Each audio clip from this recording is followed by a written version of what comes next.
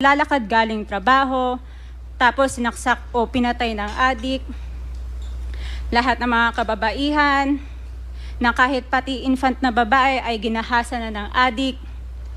Libo-libo rin ang kanilang mga magulang at mahal sa buhay na wala dito ngayon. Awang-awa ang mga Pilipino sa mga inosenteng pamilyang na ito, kaya niluklok ng bansa ang Pangulong Duterte.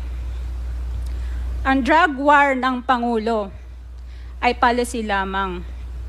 Hindi ito natupad kung hindi ito pinondohan ng Kongreso ng 6 na taon. Majority pa nga dito sa mga kinatawan ay naka-Duterte fist pa nung buong 6 na taon eh. Ang Duterte Youth Party List po ay patuloy na naninindigan sa Pangulong Rodrigo Duterte at pangalawang Pangulo, Sara Duterte, na naglingkod ng